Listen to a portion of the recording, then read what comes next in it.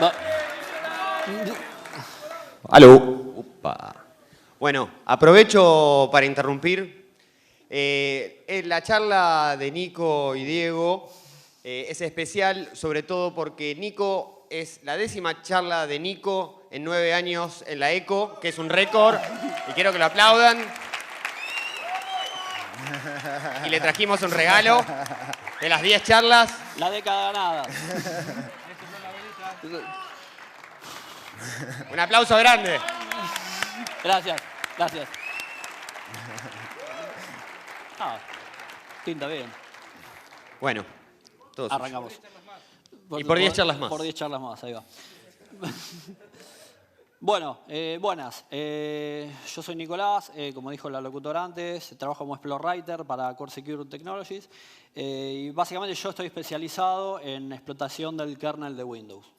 Diego Juárez, trabajo también hace bastante en Core Security.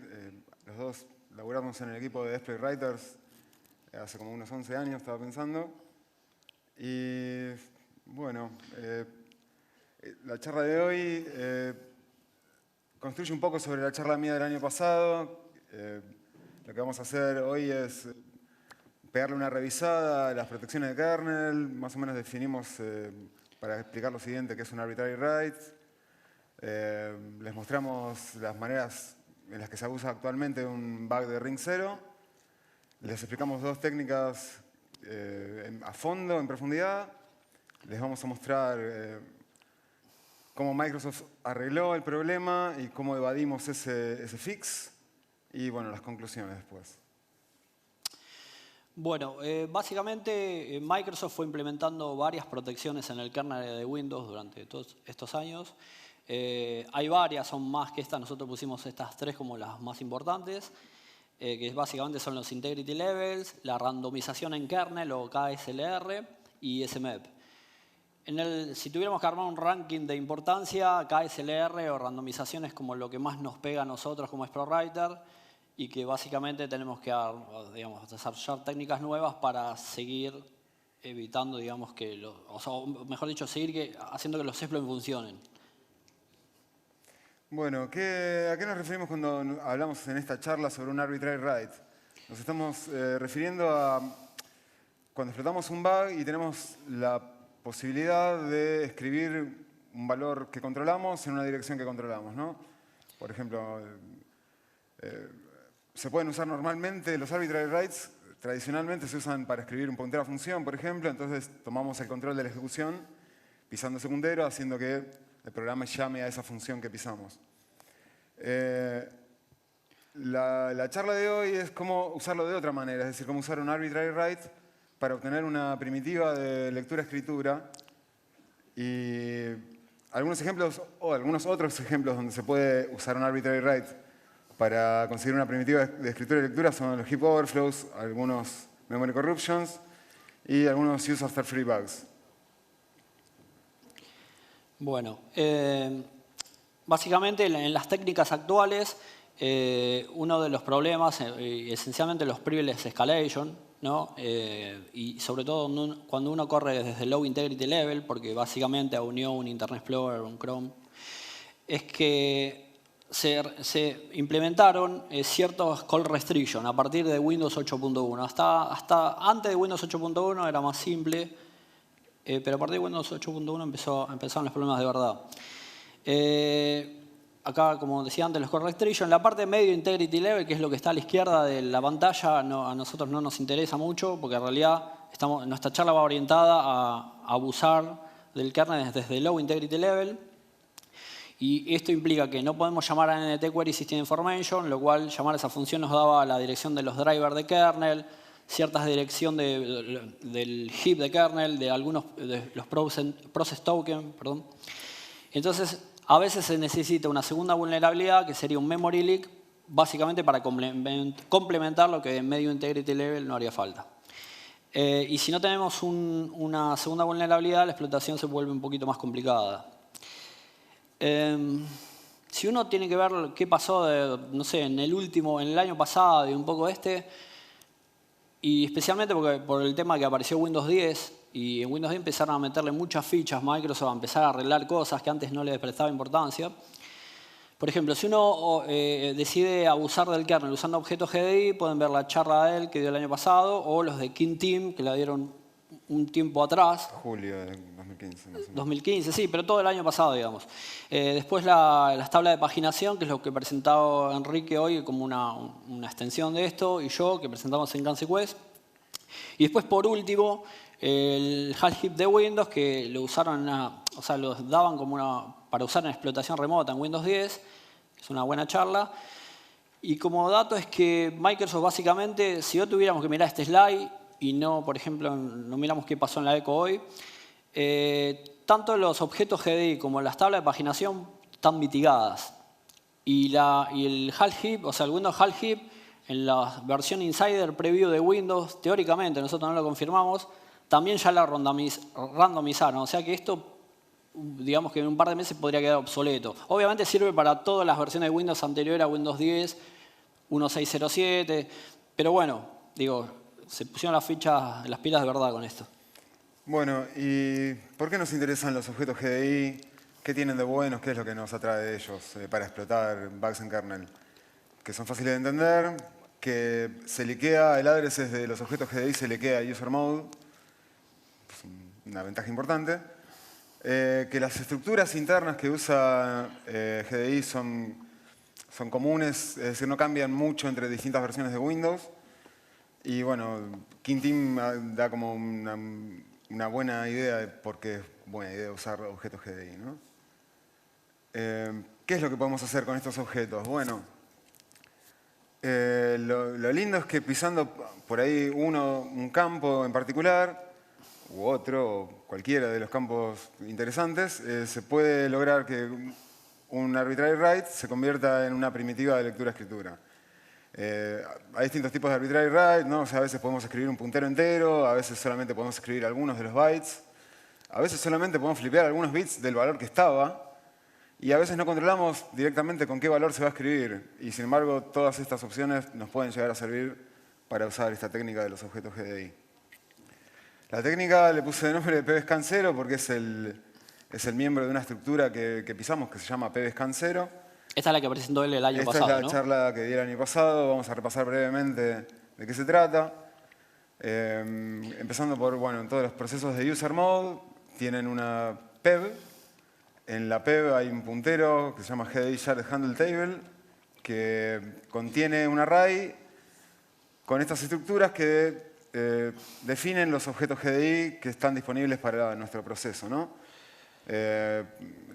Los objetos GDI no necesariamente, o sea, hay bitmaps, hay iconos, hay regiones, paletas, device context. No sé, hay muchos objetos que están contenidos en esta tabla, la GDI Shared Handle Table. Y la estructura es esta. Lo importante de esta estructura es acá, pkernel address, que es donde nos liquea la dirección del objeto en kernel. Esto es lo interesante de acá. Nos está liqueando una dirección en kernel donde está el objeto real de GDI sobre el cual va a operar Win32K cuando le pidamos, no sé, haceme algo con el objeto. Sabiendo el handle del objeto GDI, por ejemplo, si llamamos a createBitmap, nos da un hbitmap. Sabiendo el handle, podemos tomar la parte baja, multiplicar por el size de la estructura GDI-cell, que es 18, y sumarle donde estaba el puntero apuntando en la GDI Shared Handle Table, y eso nos da nuestro entry en esa tabla. Es decir, ahora podemos asociar un handle con un puntero a kernel. ¿Y qué es lo que hay en ese puntero a kernel? Bueno, hay distintas estructuras según el tipo de objeto GDI que le pedimos crear. Por ejemplo, para un bitmap, lo que hay, esto es común a todos en realidad. Base object, todos los objetos GDI empiezan con este base object en kernel. En 64 bits ocupa 18 bytes en hexa.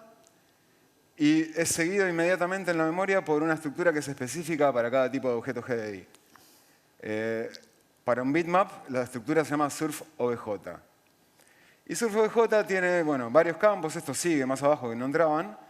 Pero el campo que nos interesa para esta técnica es pbscan, como dice el nombre. Y nos interesa porque es cuando nosotros sobre un handle de bitmap llamamos a getBitmapBits o setBitmapBits, lo que va a pasar es que Windows va a tratar de hacer un memcopy usando esta address como source o como dest, según si es get o set, ¿no? Entonces, controlando este puntero, podríamos controlar qué bytes va a ir a buscar en la memoria o qué bytes va a ir a escribir en la memoria esta llamada GDI. Bien, ¿para qué nos sirve? Bueno, o sea, como dijimos, desde user mode no vamos a poder acceder a pbscan0, es una dirección de kernel. Pero nada nos impide calcular en qué address está y usarla una vez que explotamos un bug de kernel.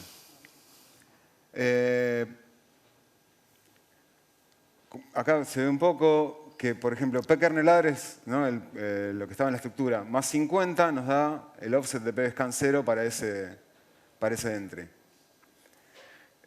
Bueno, y la estrategia para usar esto, hay más, o sea, se pueden usar distintas cosas, pero esta es como la más fácil, que consiste en crear dos bitmaps, yo le llamo a uno manager y a otro worker.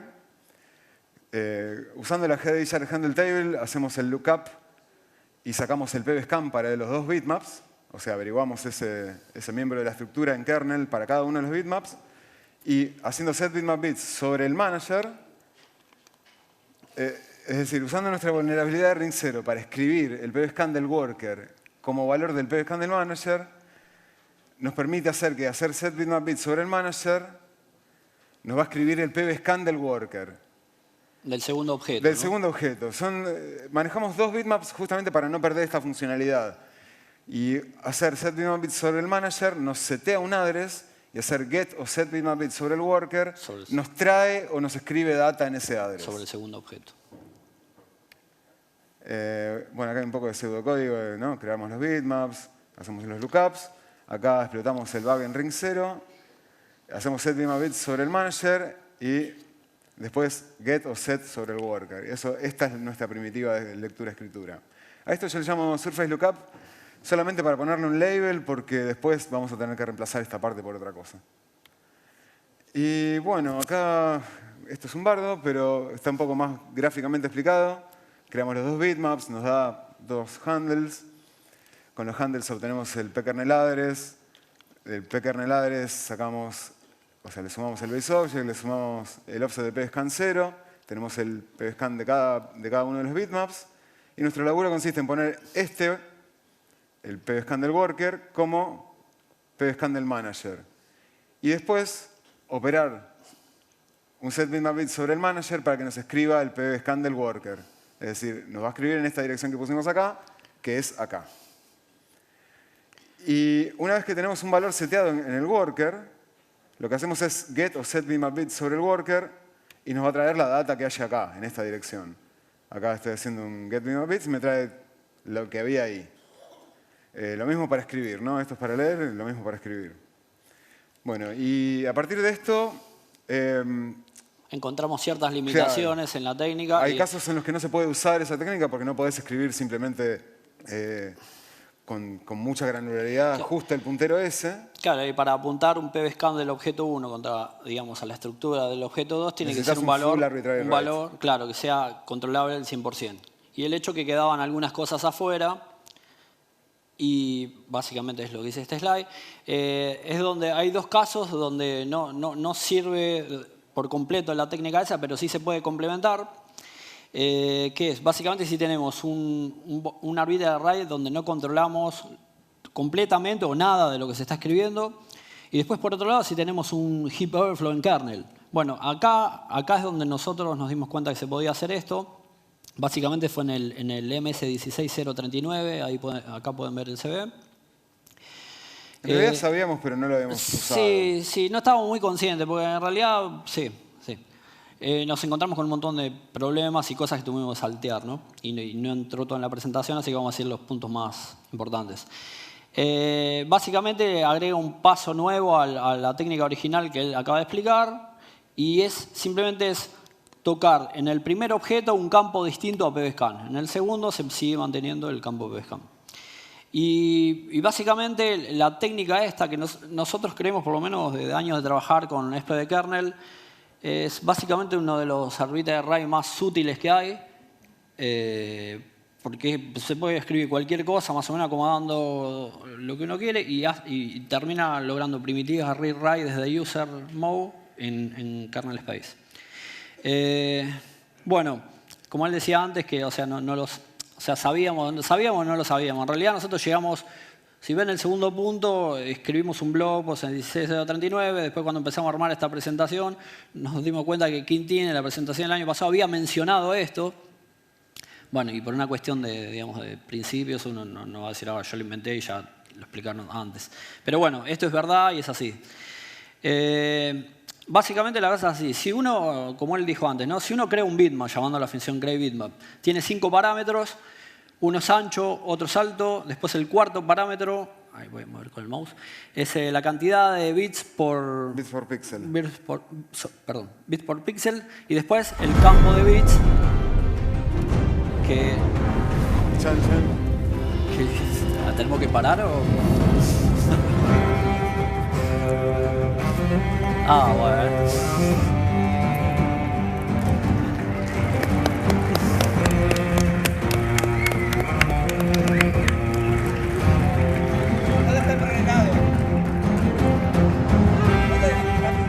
Él fue. No, yo no. Somos de otra época, sí, bueno, ojalá por ahí. Aguardiente.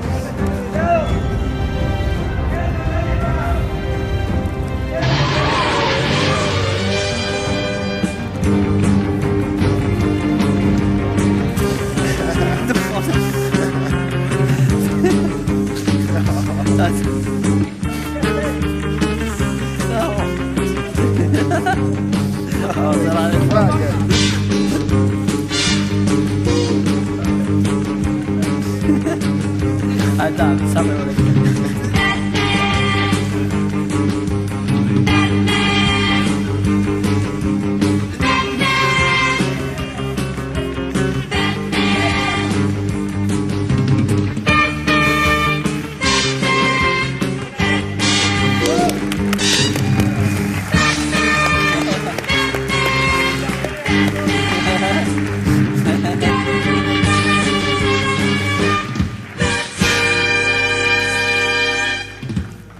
Bueno, ahora sí. Bueno. Bueno, ¿a quién le importan los objetos GDI ahora? Ya fue. Ya, claro, malabares. De generarnos travestis. Bueno. A ver, volvemos. La función createBitmap con los 5 parámetros. Como le explicaba antes, se puede leer o escribir el último campo de LPBits usando getBitmapBits o setBitmapBits. Y el cálculo del objeto GDI sale en base al ancho por alto por la cantidad de bits por píxel. Entonces, está claro que si uno crea un objeto GDI de 100 bytes y después le pide con getBitmapBits leer 200 bytes, la función va a fallar, ¿no? Es lo que uno esperaría. Y es así como pasa. Ahora, esto es un dato importante, No sé donde... mucho. Sí, lo que voy a hacer es mover el mouse. Por esto, bueno. Acá tenemos de vuelta un objeto GDI donde está el size, ¿no? Es uno de los campos, ahora vamos a hablar de él, y el puntero pvscan. Bueno, hay un patrón que se sigue siempre, que es que el puntero pvscan, esto podría apuntar a cualquier lado, ¿no? No hay ninguna restricción, pero bueno, el hecho que el kernel de Windows siempre lo que hace es cuando uno aloca un objeto GDI, el campo pvscan queda, o sea, el pixel data queda pegado a los headers, siempre. Es decir, si uno aloca 8K, un objeto de GDI 8K va a tener los headers y pegado pvscan, siempre. Eso nos da una premisa para lo que viene después. Acá si vemos una de las estructuras, uno de los headers del objeto GDI, que es surf obj64. Acá vemos el sizeLBitmap, que es cuando nosotros creamos el bitmap que le pasamos ancho y alto. Bueno, esto está representado por esta estructura, ¿no? Por CX y CY, que sería ancho y alto. Entonces, como os dije antes, representa ancho y alto. Y el tema es así. Si uno usa la arbitrary array porque sabe dónde está el objeto GDI en memoria, usa la arbitrary array para, en vez de pisar el campo pvscan 0, termina pisando algunos de estas dos properties, lo que termina pasando es que el objeto GDI se termina agrandando. Entonces, voy a volver para atrás. Y fíjense que, digamos, siempre uno está pegado digamos, las estructuras están pegadas con pixel data. Entonces, la idea, como dijimos, es agrandar el objeto, pero básicamente podemos usar cualquier tipo de arbitrary array, como él explicaba antes, ya sea prendiendo un bit o inclusive hasta un QWORD podríamos escribir. Y la idea es siempre prenderle bits para que digamos, el valor que tenía inicial sea menor al valor que uno le está escribiendo, ¿no? Porque si no, no tiene sentido. Y obviamente, si la idea es siempre prender bits y no apagar, o sea, obviamente no cubre el 100% de los casos, y el caso más tradicional es un null arbitrary array, donde obviamente si nosotros agarramos el objeto y lo achicamos no sirve para nada. Ese es el único caso que queda afuera. Si acá vemos lo que yo decía antes, donde tenemos la estructura, tenemos el size de pbscan original con el campo de bits, y después de sobreescribir el size, lo que termina pasando es que, para verlo gráficamente es esto, ¿no? Donde antes estaba el límite acá, ahora empezó a invadir área donde hay otras cosas en el heap, otros objetos. Entonces uno, armando un heap spray como la gente, digamos, puede meter cosas ahí y ahí empieza, digamos, el display de verdad, ¿no? Este es un screenshot de una de las demos que vamos a hacer. Es un screenshot real. Por ejemplo, pueden ver, esto es antes del heap overflow y después del heap overflow. Originalmente el objeto GDI medía 52 bytes en hexa, o sea, de ancho y 1 de alto. Y después del heap overflow pasó a medir 4.000 millones el ancho y 1 de alto. Como no usa números con signo, o sea, todo es unsigned, el objeto, digamos, nos daba casi, podíamos leer, la cuenta daba como que podíamos leer algo así como 4 gigas. Claro. Por 4. Por 4, sí. 16 Sí, gigas, sí. también hay un casteo que se hace. Pero bueno, teníamos, o sea, podíamos leer básicamente de corrido como mínimo 1 giga y como máximo 16. Entonces, lo que yo decía antes de armar un heap spray como la gente, básicamente es algo muy simple, que es empezar a alocar objetos GDI todo del mismo tamaño. Y básicamente es lo que termina pasando en el kernel de Windows, obviamente con unos sizes calculados, no cualquier cosa. Termina pasando que un objeto GDI se va pegando al lado de otro objeto GDI. Entonces, si uno usa el arbitrary array para agrandar el primero y termina, digamos, extendiendo el área y empieza a invadir un segundo objeto GDI, tiene acceso al campo pbscan 0 del segundo objeto, como era en la técnica original de él. Entonces, en la técnica original había que tocar pbscan de acá para que apuntara a este. Ahora esto es mucho más simple, porque el arbitrary array que no controlamos simplemente agranda el objeto y a partir de ahí se toca el segundo campo pbscan y después se opera sobre esto para poder leer o escribir memoria de donde querramos una vez. Y después se repite. De vuelta lo mismo, con el primer objeto se toca el segundo y se opera sobre el segundo. Claro, acá setear el address sería operar sobre este para que escriba este. Y después operar sobre este sería como leer o escribir del address seteado. Lo que quería marcar nada más es solamente que escribir el size o alargar el primer objeto sería como un read-write relative. Es decir, tenemos una primitiva que lee o escribe relativo a dónde empieza el pixel data, ¿no? Siempre sobre el primer objeto. Del Y sobre el primer segundo objeto. logramos control absoluto. Claro, una vez que controlamos pbscan podemos leer y escribir cualquier dirección, no relativo a dónde estábamos. Bueno, esto ya lo dije antes, o más o menos. En realidad nosotros usamos objetos GDI uno al lado del otro, pero en realidad si uno tiene acceso a 1 giga de memoria en el heap, podría acceder a básicamente cualquier cosa. Todo depende de qué heap spray quieran armar, qué quieran acceder o qué quieran hacer, básicamente. Por último, hay un campo que se llama el CJBits, que básicamente hace el cálculo, o sea, es el size del objeto, como yo lo dije antes. Es el tamaño del pixel data en bytes. En bytes. Que en realidad no sabemos bien qué función cumple esto, pero, o sea, tranquilamente se podría usar para validar el objeto cuando uno pide leer o escribir memoria, porque básicamente tiene lo que mide el objeto. Y si uno lo corrompe y lo agranda y no lo controla contra esto, quiere decir que hay algo que no se está haciendo bien. Por lo menos nosotros tenemos la visión parcial, capaz que Microsoft tenga todo el panorama y sepa que no es tan así. En todas nuestras pruebas, CJBit siempre mide el size completo del objeto. Ahora vamos a ir con la primera demo. Básicamente, ahí es donde... Sí, full screen, ¿puede ser?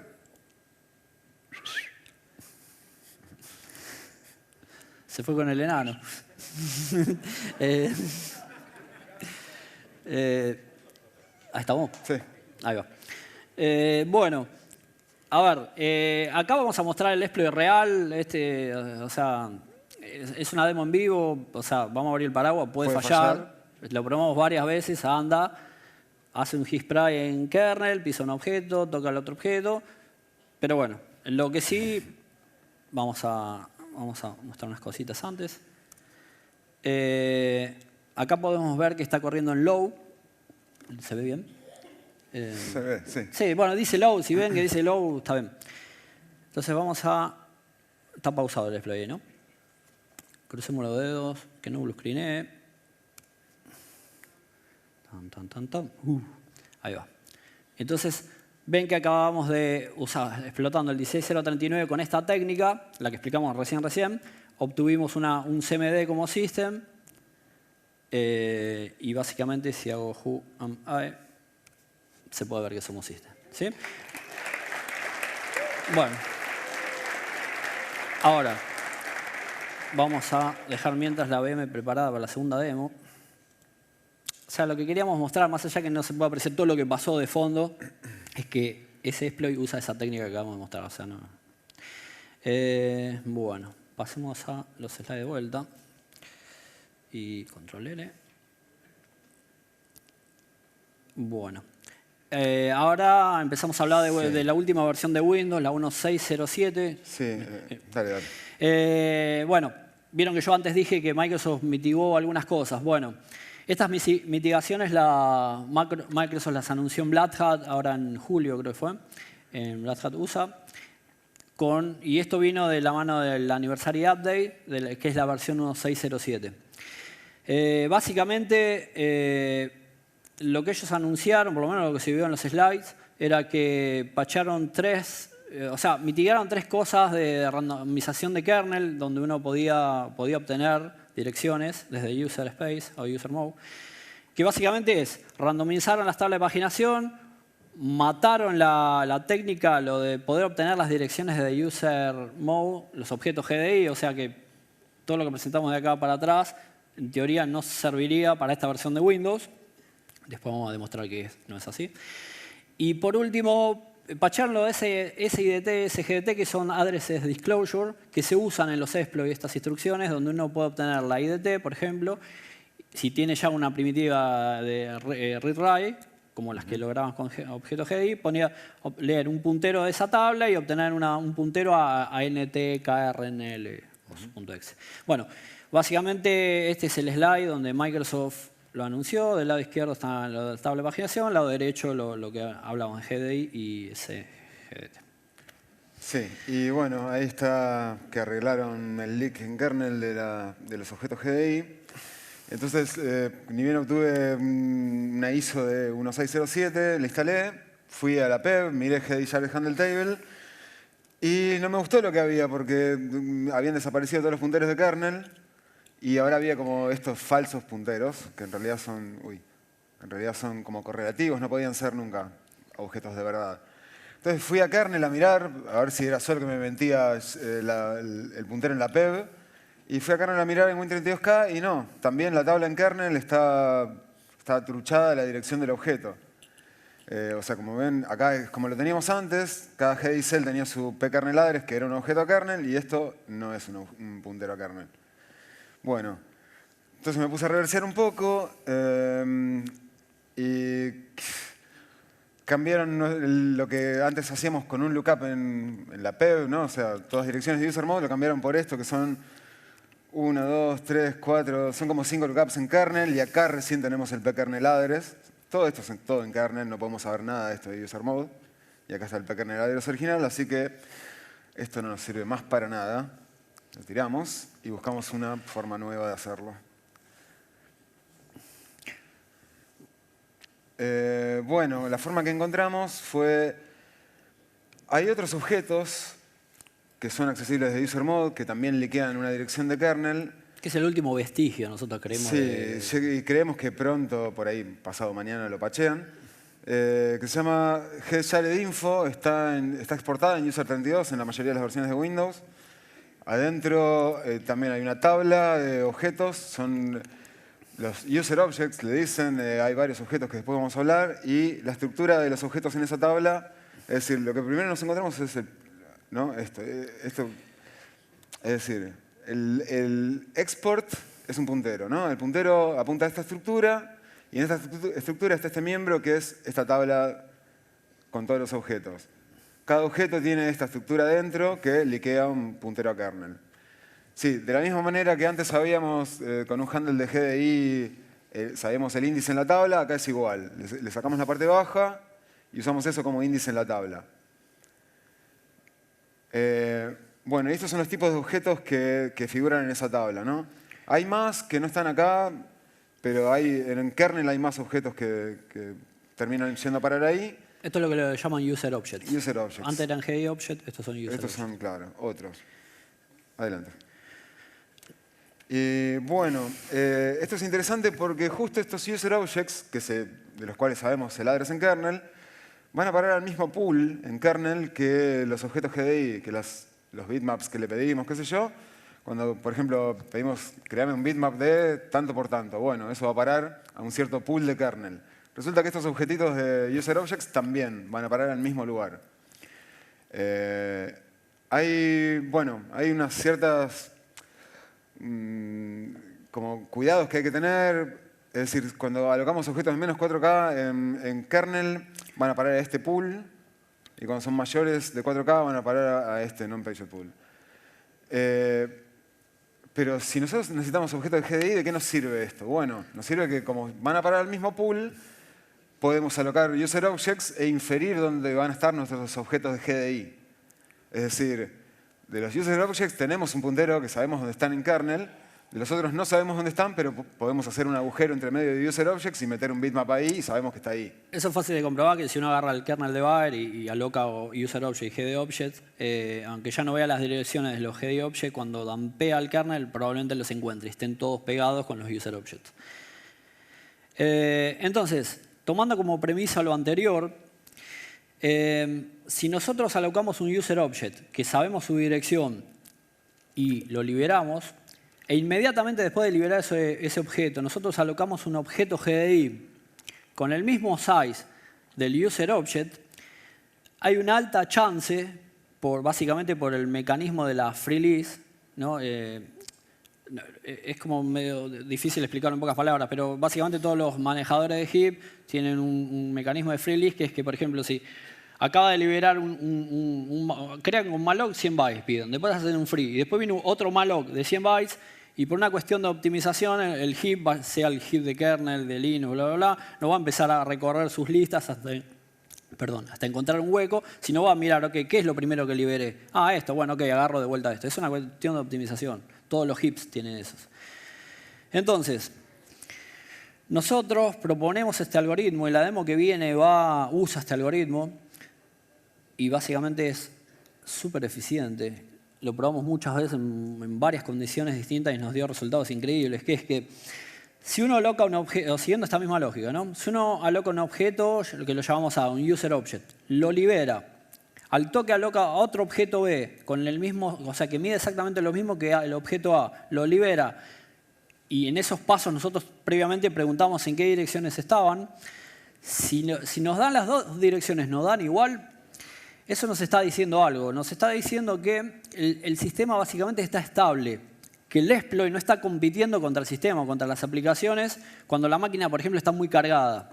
Entonces, básicamente se resuelve por el mismo algoritmo. O sea, aunque la máquina entre en un segundo solo de descanso, digamos, que no haya muchos pedidos de alocaciones básicamente en estos pools que explicamos antes, es muy probable, y es así, que el objeto GDI que aloquemos, que mide exactamente igual que A y que B, vaya a parar a las direcciones donde estaban ellos dos, por el tema de la free list. Básicamente lo que nosotros recomendamos como primitivas para armar los his price son, para chunks menores a 4K, usar con Vermen Handles, que esa no está en la lista de Microsoft, que está en la MCN, que es la que mostraba antes. De hecho, es una función indocumentada, creo. Sí, está en el TDL. Y está, sí, ahora la exportan en Win32U, que es nuevo en Windows 10. Y para objetos mayores o mayores a 4K, o igual a 4K, usar Accelerator Tables, que eso sí está documentado. Bueno, nosotros les recomendamos usar objetos de más de 4K porque es más fácil hacer las cuentas. Como tenemos que lograr mallocs muy precisos, de tamaños muy precisos, y alocar objetos de menos de 4K nos mete como el ruido de que hay pool headers en el medio. Los objetos que están en el large pool no tienen ningún header, los headers están en otro lado. Entonces sabemos que si alocamos, no sé, 2 objetos de 1000, es muy probable que nos queden pegados sin nada que los padee, nada que los... ninguna cosa en el medio. Porque en el large pool no hay headers. Básicamente es el objeto puro creado. Un comentario que yo quería agregar a esto es que el large pool básicamente es muy poco eficiente. Si uno aloca, por ejemplo, un objeto de 5K... Debe ser rápido. Muy poco eficiente, claro, perdón, por ahí no me expresé bien. Muy poco eficiente en el uso del espacio de la memoria, en el uso de la memoria.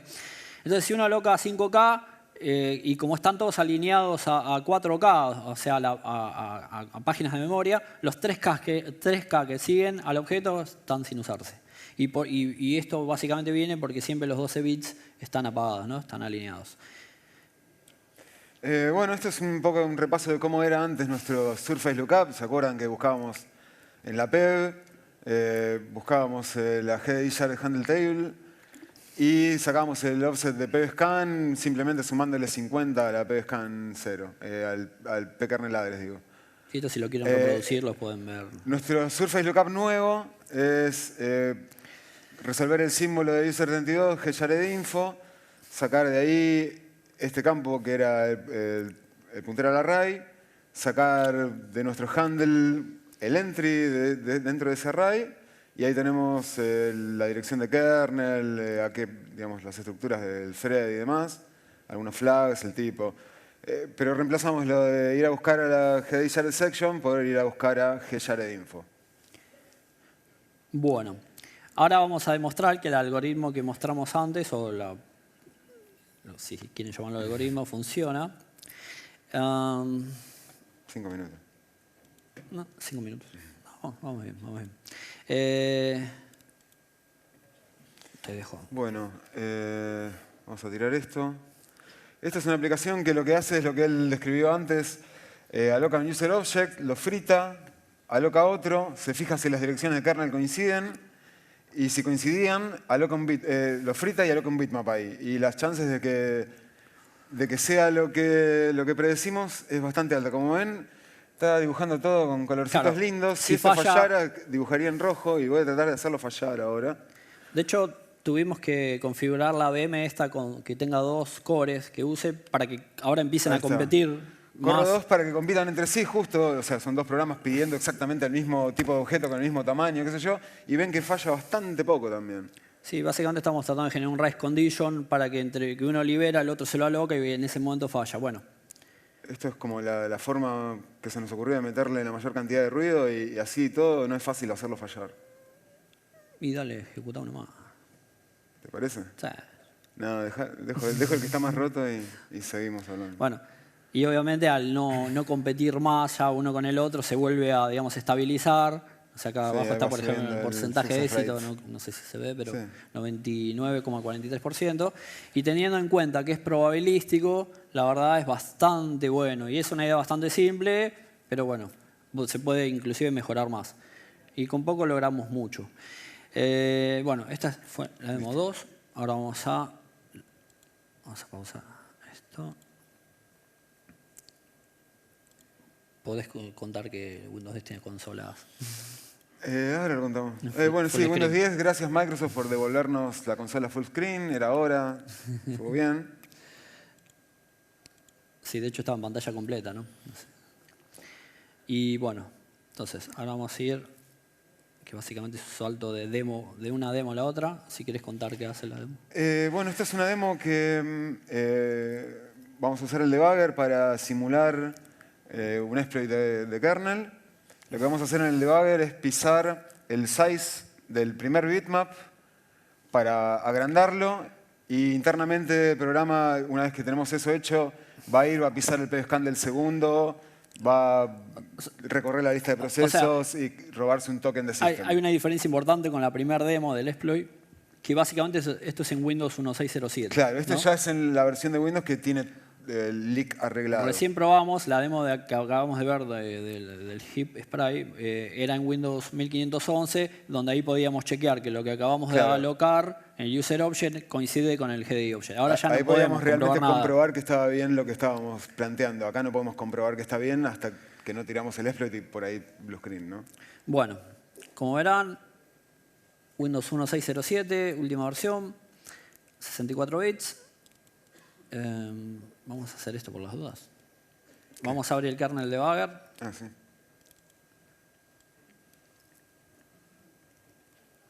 A ver si esto responde rápido. No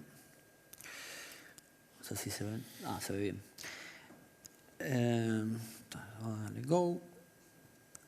Y lo ejecuto. Sí.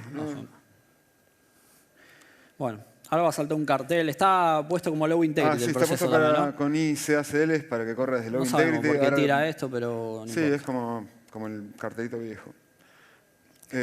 Bueno, cuando le dé OK, va a hacer todo el laburo, ¿no? O sea, va a alocar objeto GDI, fritar objeto GDI, alocar, fritar, objeto User Object. User Object. Alocar User Object, fritar User Object, tratar de alocar un bitmap ahí. Y cuando le dé OK, va a hacer todo eso y después saltar un breakpoint. Bueno, entonces acá tenemos el kernel debugger Bien, abierto. y acá en Rax tenemos dos punteros.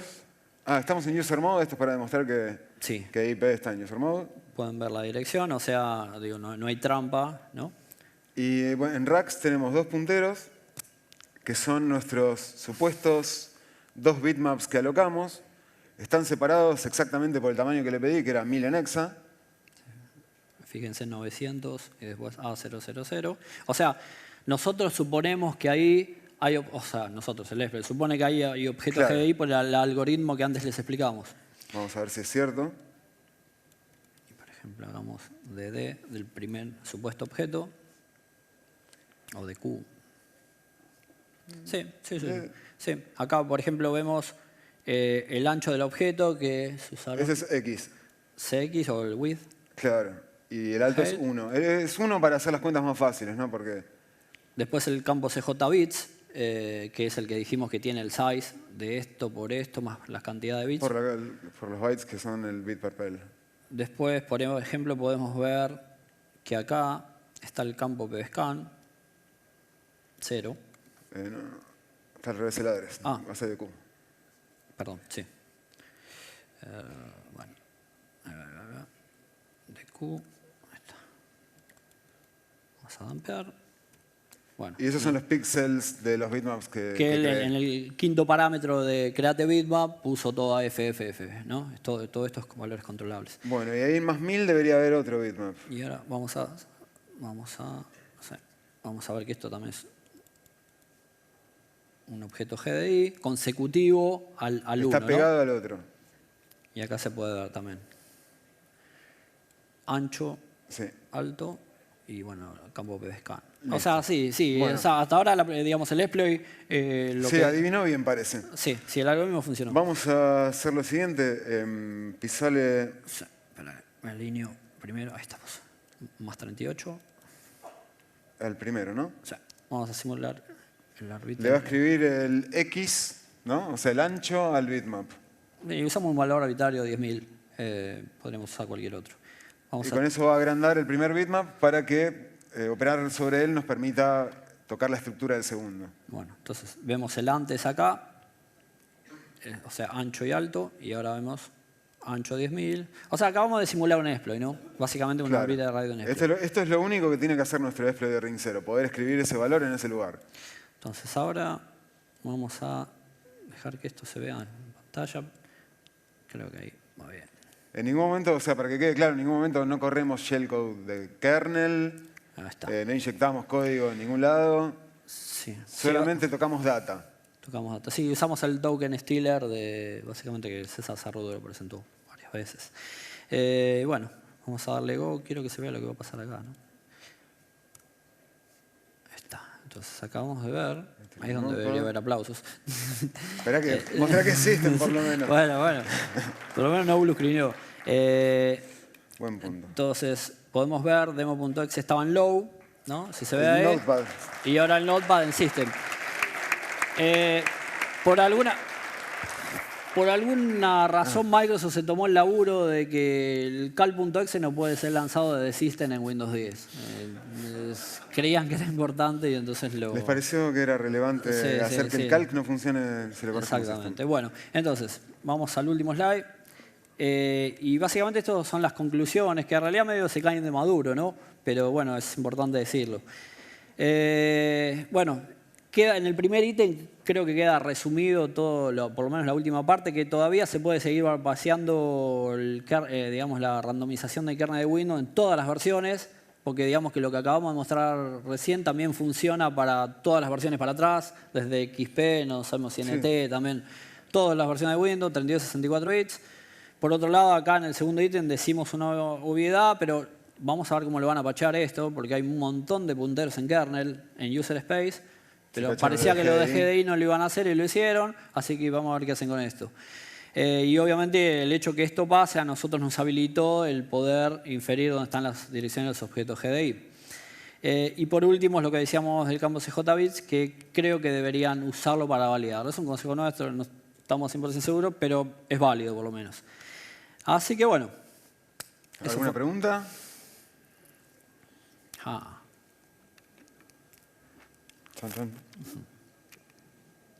¿Preguntas?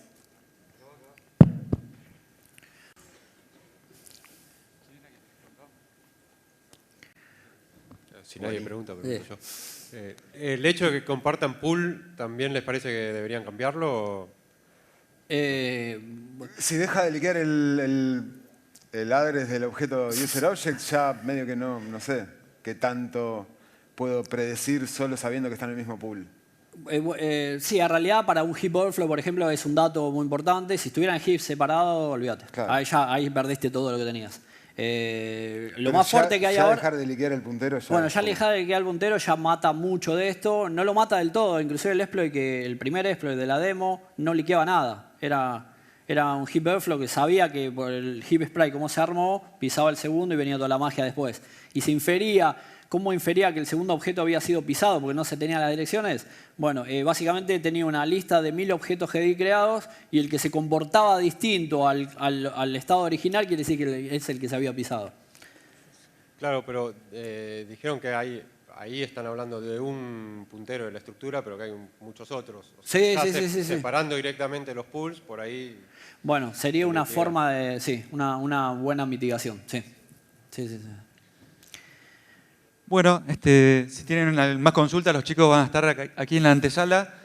Y muchísimas gracias nuevamente. Un placer estar en la ECO. Gracias.